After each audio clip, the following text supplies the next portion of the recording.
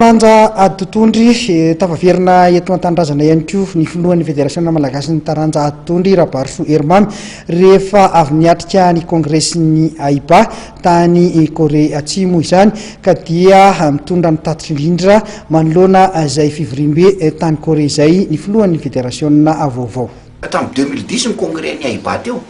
Io 2010 io zany dia nanova be da be ao anatin'ny règlement ny AIBA zany hoe amin'izao fotoana izao tsika raha tsy entraîneur manana 3 étoiles tsy afaka mitondra boxeur eny ambony ring. Ny olona zany efa tany amin'ny 2010 nefa nanomboka nanao formation na entraîneur 3 étoiles. Itsika malagasy amin'izao tsika amin'ny teny zao tsy misy na de étoile ray azy. Zay zavatra zay zany dia mbola ezaka lehibe ho atao zay satria ny azy zany natonga anahy fotsiny dia hoe lany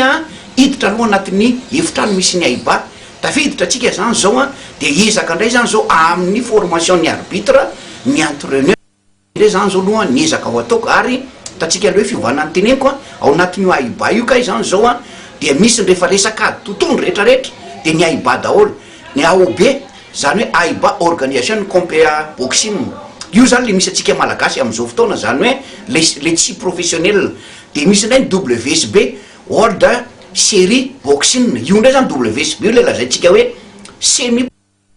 ary misy ny hoe APB AIBA professionnel boxing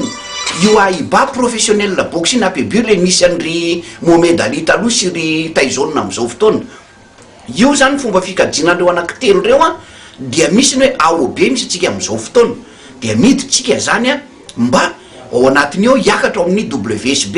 io le semi professionnel le misy catégorie telo efatra valo ny atleta proposenao farafakely na rio valo io tsy hoe te hiproposé fotsiny efa mba manana palmarès izy national na afrika na amin'ny jeux olympique na amin'ireny jeux francophonie reny zay vao mahazo moako koa fa tsy hoe apetrapetraka fotsiny tirangany tiako atao dia alefany tsika ny compétition internationale ndray zany dia efa malalaka tsika izao